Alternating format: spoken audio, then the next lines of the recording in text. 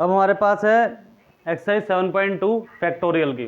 अब देखो एक्सरसाइज 7.2 में क्या है, एक्सरसाइज 7.2 फैक्टोरियल। पहली बार सुन रहे होंगे आप ये वर्ड फैक्टोरियल होता क्या है। हमारे पास बुक है यहाँ पे फैक्टोरियल। सपोज दैट मैं पहला क्वेश्चन ही लेता हूँ। फैक्टोरियल का मतलब क्या, हमारे पास जैसे पूर्ण विराम बनाते हैं उसको हम क्या कहते हैं, यहाँ पे फैक्टोरियल कहते हैं बेटा।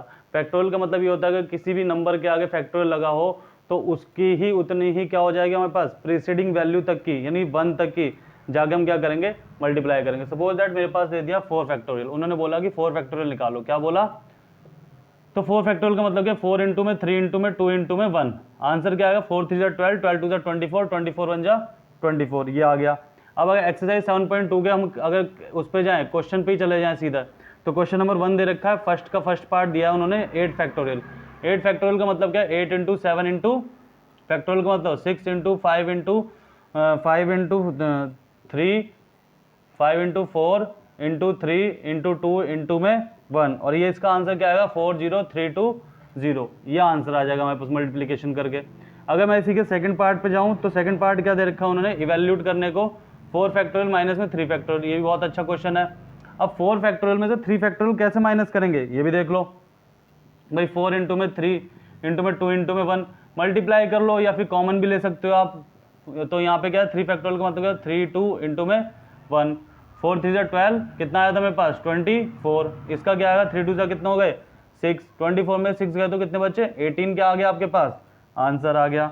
नेक्स्ट है मेरे पास question number second. Question number second में बोला है उन्होंने, इज 3 फैक्टोरियल प्लस में 4 factorial is equal to 7 factorial. क्या हमारे पास 3 फैक्टोरियल प्लस में 4 फैक्टोरियल जो है वो 7 फैक्टोरियल के इक्वल है या फिर नहीं है। तो मैंने देखा 3 फैक्टोरियल का मतलब क्या होता है, 3 इंटू में 2 इंटू में 1 प्लस में 4 इंटू में 3 इंटू में 2 इंटू में 1 इक्वल टू 7 इंटू में 6 इंटू में क्या आएगा 5 4 3 2 और 1, 3 2 6, यहाँ पे 6 आ गया, 4 3 12 2 24, यहाँ पे तो क्या आ गया 30 आ गया, इक्वल टू 7 6 कितने होते हैं हमारे पास 7 6 42, 5 4 20, और 23 कितना हो गया हमारे पास 60, 62 120, यहाँ पे क्या था 4 42 और 120। अब मल्टीप्लाई कर दो 42 की और 12 की, 2 2 4, 4 2 8, 1 2 2, 1 4 4, 4 10 1 5, ये आ गया हमारे पास क्या आ गया 5040। क्या ये इक्वल है, नहीं है इक्वल, तो मैं यहाँ पे लिख दूंगा 3 factorial plus 4 factorial is not equal to 7 factorial. ये हो गया हमारे पास question number second complete. Third दे रखा है, थर्ड बहुत इजी है हमारे पास, थर्ड भी और अच्छा क्वेश्चन भी है वो, देख लो। 8 फैक्टोरियल डिवाइड बाय क्या दे रखा है 6 फैक्टोरियल इंटू में 2 फैक्टोरियल। जब ये दे दिया तो यहाँ पे क्या आएगा, देखो यहाँ पे 6 फैक्टोरियल है तो मैं इसको 6 तक की लेके जाऊंगा, ये भी कॉन्सेप्ट आपको पता होना चाहिए। 8 इंटू में 7 इंटू में 6 फैक्टोरियल, और डिवाइड में क्या आएगा 6 फैक्टोरियल इंटू में 2 फैक्टोरियल। तो 6 फैक्टोरियल से बेटा 6 फैक्टोरियल क्या हो जाएगा, कैंसिल हो जाएगा, और यहाँ पे क्या बचा 8 7 जा कितना होते हैं 56, नीचे 2 फैक्टोरियल 2 1 जा 2, तो ये क्या हो जाएगा 2 1 जा 2, 2 2 जा 4, 2 8 जा 16, यहाँ पे कितना आ गया 28 आपका आंसर आ गया। 28 क्या आ गया आंसर आ गया। अब ये कॉपी कर लो, नेक्स्ट क्वेश्चन कराने जा रहा हूं मैं। नेक्स्ट क्वेश्चन है क्वेश्चन नंबर 4। क्वेश्चन नंबर 4 में क्या है तो देखना, x की वैल्यू फाइंड करनी है। थोड़ा सा एलसीएम में डायरेक्ट करवा दूंगा, लेकिन उस चीज को समझना ताकि आपके पास कल को बड़ा क्वेश्चन आ जाए तो क्या करेंगे। 6 फैक्टोरियल प्लस में 1 अपॉन में 7 factorial is equal to x upon में 8 फैक्टोरियल।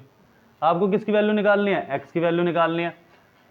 अब यहाँ पे क्या है एलसीएम अगर लूँ मैं, देखो जरा ध्यान से, 6 फैक्टोरियल का मैं 6 फैक्टोरियल ही रहने देता हूँ, ठीक है, और प्लस में 7 को मैंने ओपन किया, 7 इंटू में 6 factorial is equal to x upon में 8 फैक्टोरियल। अब ध्यान से सुनना, 6 फैक्टोरियल तो कॉमन है, तो 6 फैक्टोरियल मेरे पास यहाँ पे ऐसे आ गया 6 फैक्टोरियल इंटू में क्या बचा 7।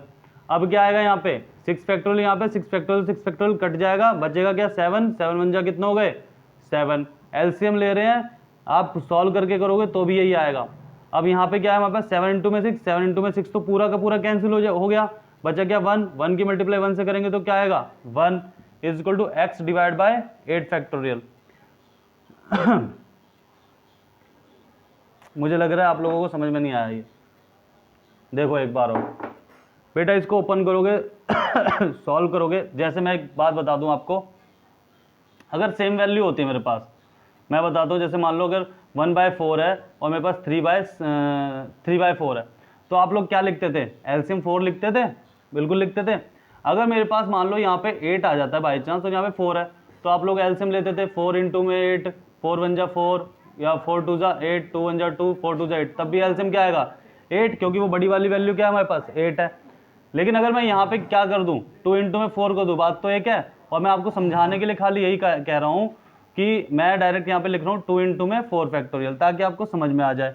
अब मैं डायरेक्ट 7 फैक्टोरियल भी लिख सकता था, क्योंकि दोनों में बड़ा क्या है हमारे पास 7 फैक्टोरियल, लेकिन मैंने क्या लिखा 7 इंटू में 6 फैक्टोरियल, ताकि आपको ये बात समझ में आए कि 6 फैक्टोरियल कैंसिल हो गया, बच्चा क्या 7 7 1 जा कितना हो गया हमारे पास 7, और 7 इंटू में 6 फैक्टोरियल कैंसिल, बचा क्या 1 1 1 जा 1, तो यहाँ पे ये आ गया। तो x अपॉन में यहाँ पे क्या बचा 8 फैक्टोरियल, 7 और 1 कितने होते हैं हमारे पास 8 बेटा। तो ये मिला जुला के 7 फैक्टोरियल ही कर देता हूँ दोबारा, क्योंकि जब 7 इंटू में 6 फैक्टोरियल तो उसका मतलब क्या होता है 7 फैक्टोरियल ही होता है। तो x अपॉन में क्या आ गया 8 फैक्टोरियल। 8 फैक्टोरियल का क्या करूंगा 8 अपॉन में 7 factorial is equal to x upon में 8 इंटू में 7 फैक्टोरियल। आमने सामने 7 फैक्टोरियल क्या हो गया कैंसिल, डिवाइड में 8 है, 8 ऊपर आ जाएगा, 8 8 जा कितने हो गए 64। सो x की वैल्यू फाइनली क्या आ गई हमारे पास, x की वैल्यू आ गई बेटा 64। ये फाइंड आउट कर लो। अभी नेक्स्ट क्वेश्चन कराते हैं, उतार लो इसे।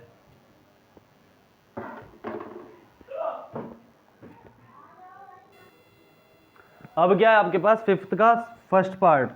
फिफ्थ के फर्स्ट पार्ट में क्या कहा गया है, फिफ्थ का फर्स्ट पार्ट है बेटा, फिफ्थ के फर्स्ट पार्ट में बोला evaluate n factorial divide by n minus में r factorial, n factorial divide by n minus में r फैक्टोरियल ये है। और उन्होंने बोला वैन क्या है n इज इक्वल टू 6 है और r इज इक्वल टू क्या है हमारे पास 2 है।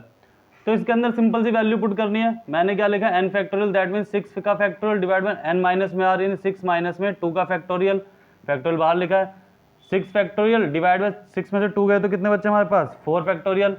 अब मैंने क्या किया 6 फैक्टोरियल का मतलब 6 इंटू में 5 इंटू में 4 factorial divide bye 4 factorial, 4 factorial से 4 फैक्टोरियल क्या हो गया कैंसिल, आंसर क्या आ गया मेरे पास 30। ये हो गया हमारे पास फाइनल आंसर। इसका सेकंड पार्ट आप लोग खुद करेंगे, जो कि क्या दे रखा है हमारे पास n factorial divide by n minus में r फैक्टोरियल, और वैल्यू दे दी n इज इक्वल टू 9 और r इज इक्वल टू क्या दे दी 5। सिंपल है, आप लोगों को समझ में आ गया होगा होपफुली। अब नेक्स्ट एक्सरसाइज करने के लिए आप थोड़ा सा इसकी प्रैक्टिस करके आइएगा, और इसके एग्जाम्पल जरूर करना, जो कि मैं भी खुद करवाऊंगा अभी, लेकिन आपको खुद भी सॉल्व करना है, इसकी प्रैक्टिस करना, तब जाके आपके पास 7.3 जो है परमुटेशन एक्चुअल में समझ में आएगी कि मंडे को कैसे एडजस्ट करेंगे, एसिमुलेशन को कैसे एडजस्ट करेंगे, ये सारी चीज़ आपको समझ में आएंगी। आपका बहुत बहुत शुक्रिया, बहुत बहुत धन्यवाद।